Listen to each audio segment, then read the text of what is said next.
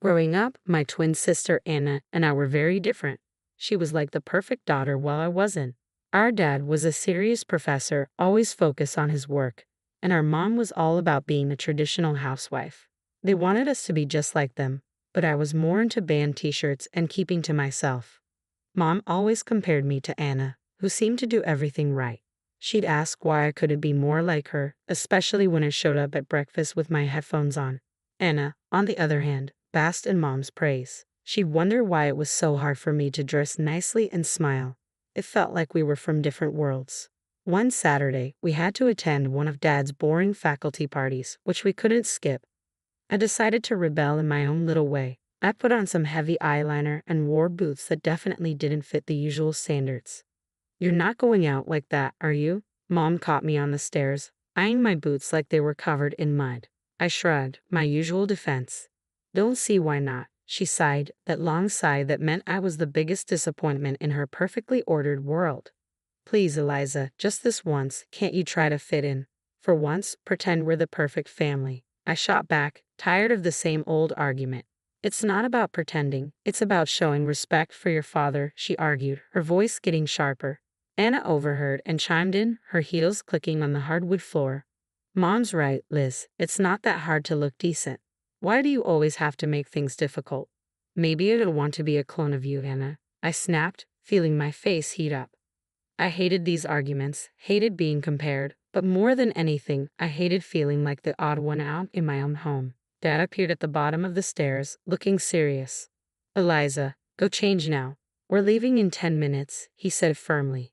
His tone didn't allow for any argument. He didn't need to raise his voice. The disappointment in his eyes was enough to make me obey. I marched back to my room to swap my boots for boring flats and wipe away half my eyeliner. As we drove to the party, the car was silent except for the classical music Dad insisted on playing because it was calming. I stared out the window, watching the trees blur past.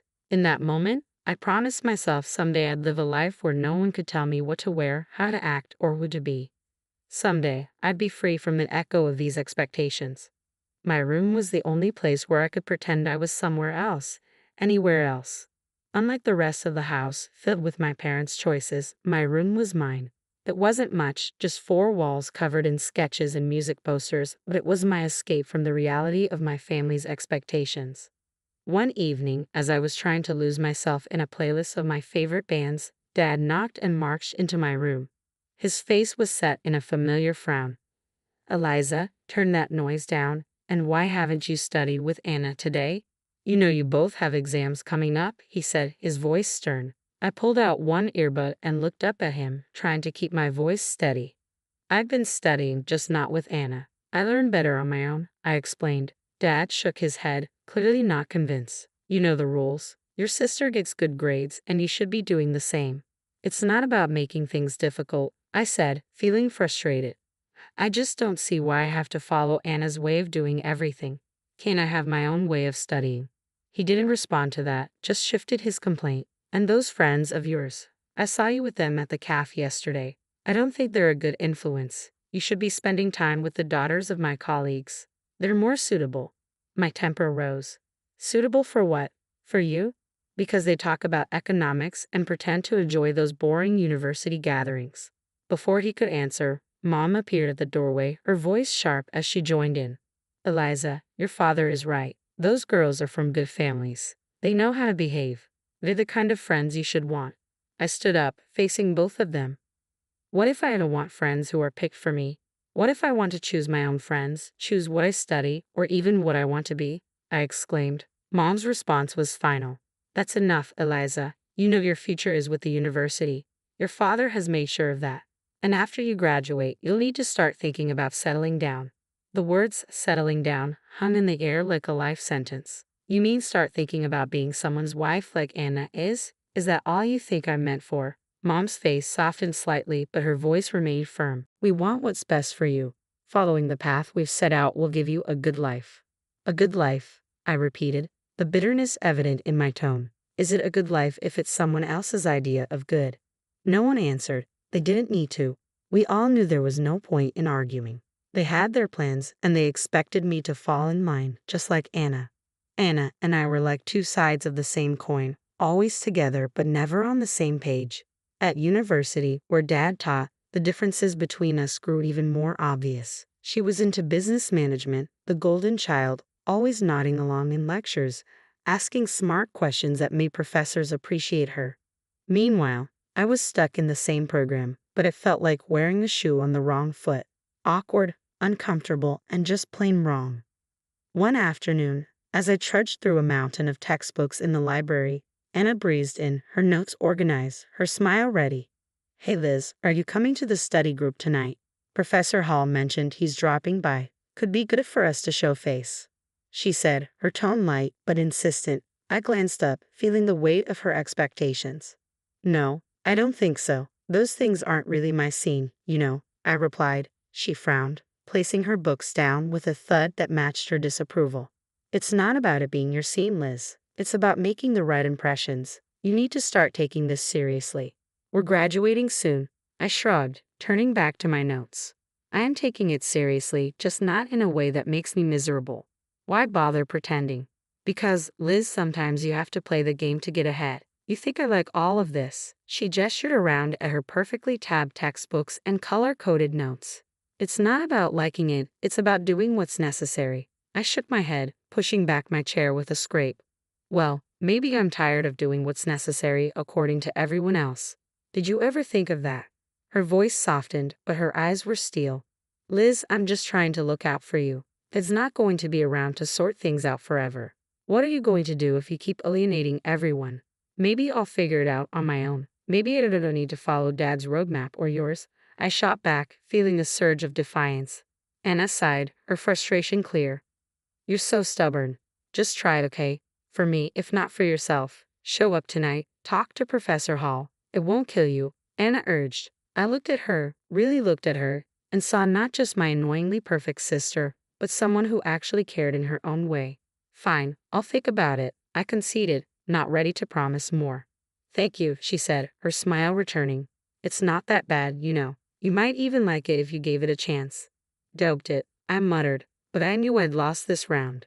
For Anna, I'd show up, sit through another boring discussion, and nod at the right times. It was just a few hours, I told myself. How bad could it be? As it turned out, not as bad as I thought.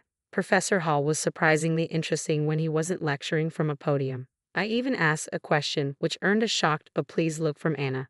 Later, as we walked back to our dorm, Anna nudged me. "See? Not so terrible, right?" That fragile peace didn't last long, however. In our last year, Anna introduced us to her fiancé, a lawyer 10 years her senior, already well established and exactly what our parents dreamed of. Mom and Dad were over the moon, praising Anna for making such a smart match, and immediately turned their expectant eyes on me. "Now, Eliza, it's your turn to find someone suitable," Dad said one evening over dinner, his tone implying that my time was running out. Mom nodded enthusiastically, already planning out my life as if it were another one of her well-organized home projects. "Think about your future, dear. Someone who can provide for you, who has a good standing." I remember staring at my plate, feeling the walls close in.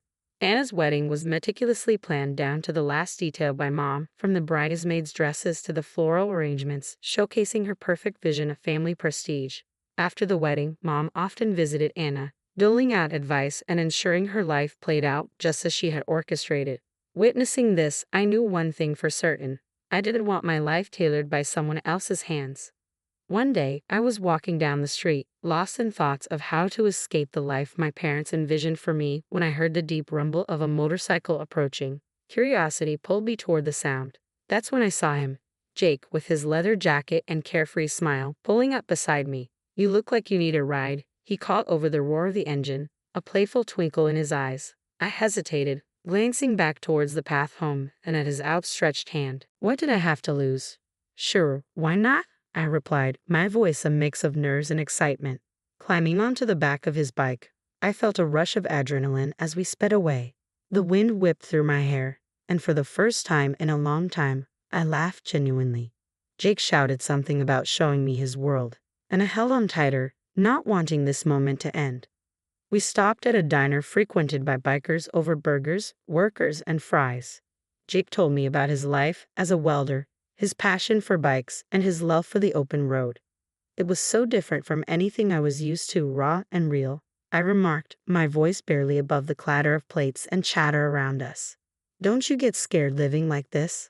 Scared? No, it's thrilling. You never know what's around the corner. Isn't that better than having everything planned out for you? Jake replied, his eyes lighting up with each word. Over the next few weeks, we met secretly. Each ride on Jake's motorcycle pulled me further from the life I was supposed to live and closer to the life I wanted. The speed, the adventure, it wasn't just about the thrill, it was about feeling alive, feeling free. One evening, as we watched the sunset from a secluded overlook, Jake turned to me. Eliza, I don't just ride to escape. I ride to feel alive, to make every moment count. With you, every moment feels like it's worth something. I leaned into him, my heart beating fast. I've never felt like this before. You make me feel free, Jake, I confessed. He smiled, pulling me closer. Then let's not go back to just existing. Let's live. 6 months with Jake felt like a lifetime of moments I'd always dreamed of. The day he proposed under the stars with a gentle rumble of his bike in the background, my heart screamed a yes before my mouth could form the word. It was perfect, except for one looming hurdle. My parents. I wrestled with the fear of introducing Jake to them. He was everything they disapproved of, his rough edges, his wild spirit, his simple yet content life as a welder. But love bolstered my courage, and I decided it was time they knew. The day I brought Jake home, he was clad in his usual attire, a leather vest, black t-shirt, ripped jeans, and a bandana. I loved it about him. He was unapologetically himself. As we stepped inside, I could already feel the weight of my parents' judgment. Mom's face went pale at the sight of Jake, her eyes widening in shock. What in the world, Eliza? She gasped, her voice barely a whisper. Dad's reaction was harsher, his words sharp as knives. Who is this, and why is he dressed like a thug in our house? I took a deep breath, steadying my nerves. Mom, Dad, this is Jake. He's the man I love. We're getting married. Their silence was deafening. Then Dad turned to Jake, his tone laced with disdain. Married?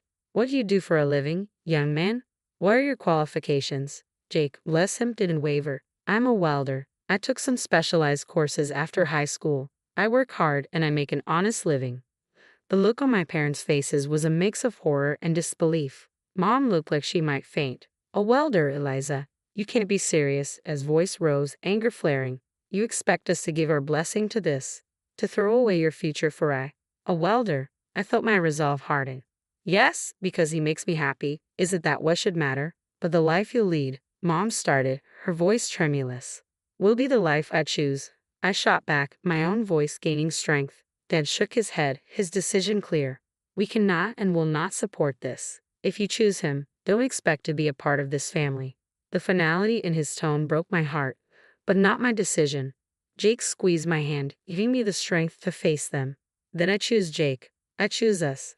I choose my happiness. Mom's eyes filled with tears, and Dad's jaw clenched tight. If you walk out with him, don't bother coming back, Dad said, his voice cold. Walking away from my parents' house with Jake, my heart was a mess of emotions, pain, relief, excitement, and fear all mixed into one. The night air felt different, like each breath I took was a step further into a new life. We rode in silence for a while, the only sound the steady roar of the motorcycle beneath us. When we finally stopped at a small diner on the outskirts of town, Jake turned to me, his face serious. You sure about this, Eliza? I mean, really sure? There's no going back after tonight, he said, his eyes searching mine for any hint of doubt. I nodded, squeezing his hand tightly. I've never been more sure of anything. Being with you, this feels right. It feels like what I'm supposed to do. He smiled, that reckless, charming smile that had won me over the first day we met. All right then, let's do it. Let's start our life together. Inside the diner, we found a quiet booth in the corner.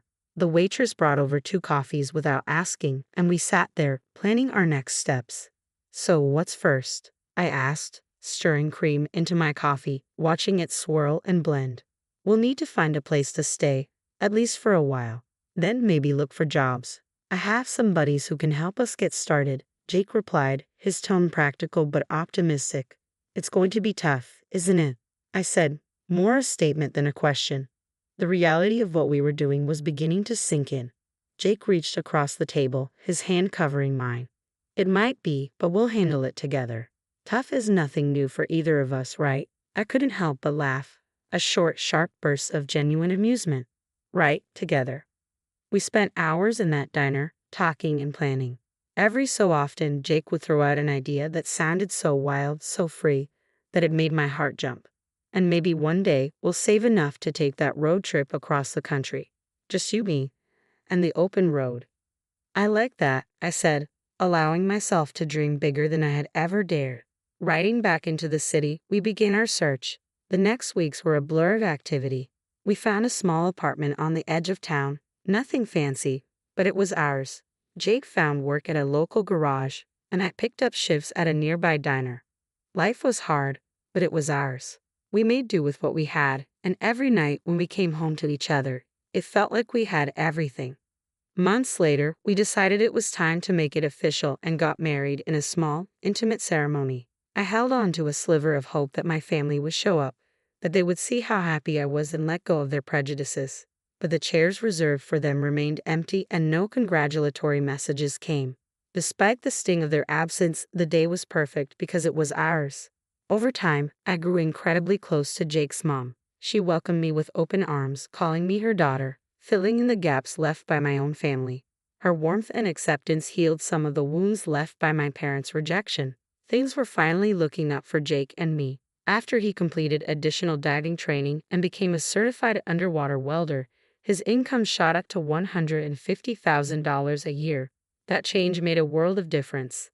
We managed to buy a townhouse in a nice area, the kind of place I'd always dreamed about but never thought I'd actually live in. I started working as a dispatcher in Jake's company. It wasn't just a job. It felt like I was part of something important, supporting the man I loved and building our future together. On weekends, we escaped the city on his bike, roaring through winding roads and taking in breathtaking views of nature. Those moments with the wind in my hair and his warmth against my back were pure bliss. Living nearby, my mother-in-law became a frequent visitor. One such afternoon, while Jake was tinkering in the garage and I was fixing us some coffee, she arrived looking a bit troubled. "There's been some ugly news," she said as she settled down at the kitchen table. Something about a professor at the university involved in a harassment scandal. My heart skipped a beat. "Oh, did they say who it was?" I tried to keep my voice steady, dreading the answer. She shook her head. "No, they didn't mention a name on the radio. But you know how these things go. It's probably all over the TV by now." Nodding, I flicked on the television, tuning into the news. Sure enough, there was a report on the scandal, and as I had feared, my father's face appeared on the screen. The anchor detailed accusations against him, and I felt a cold wave of disbelief wash over me.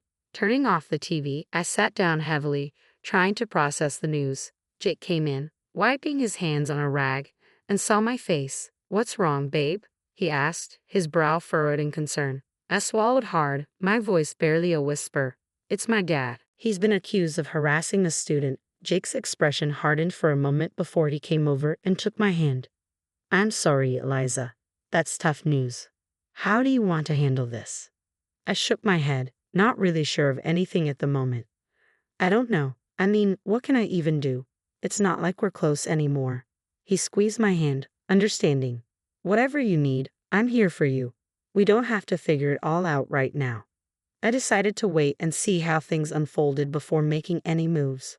Whatever decision I made, I knew I'd have Jake by my side, and that was the reassurance I needed to face whatever came next. Life had been peaceful until that unexpected afternoon at work when a familiar car pulled into the parking lot. I hadn't seen my parents in a long while, and the sight of them stirred up a mix of emotions I thought I had put to rest. Both of them looked dramatically changed. The scandal had taken its toll. Mom had lost a lot of weight and looked years older, while Dad appeared broken, a shadow of the stern man he once was. My mother spotted me and rushed over, arms open as if nothing had happened, as if years of distance and disapproval could be bridged in an instant. But I couldn't embrace her, not now. Instead, I stepped back and took Jake's hand, looking for strength in his presence. "Eliza, it was so hard to find you," Mom said, her voice cracking with emotion. Dad, ever the gruff one, cut to the chase, his voice harsh and bitter. "I was accused unfairly, you know. I went to your sister's husband for help, but that bloodsucker wanted a fortune. Your sister sided with him, and now they've kicked us out. We need your help." I stared at them, disbelief and anger swirling inside me. Help? After all these years, you show up and demand help. We have nowhere else to go. Mom's voice was desperate. They'd disowned us too. We thought maybe we could stay with you. I almost laughed at the absurdity. Stay with me? After you disowned me, you made it clear I wasn't your daughter anymore. Dad's face turned red, his old temper flaring up. You owe us, Eliza, after all we've done for you. That's where you're wrong, I interrupted, feeling Jake squeeze my hand in support. I don't owe you anything. You threw me out because I chose my happiness over your demands, and now you want what? To just move in and pretend like we're a family. The situation was spiraling, and I could see people watching, a crowd beginning to form. Mom started to cry, her sobs loud and attracting even more attention. You're being ungrateful after everything we've done for you, she accused through her tears. I took a deep breath, my decision clear. No, Mom, I'm not ungrateful. I'm free and happy. You made your choices, and now you have to live with them. As we walked away, I heard my dad yelling, but Jake leaned over and quietly told the security team, don't let them come here again. The following months flew by, filled with love and peace. We welcomed a son, a new beginning in our growing family. My parents never came back. That day in the parking lot was the last I saw of them. And while part of me grieved for what could have been, I knew I had made the right choice.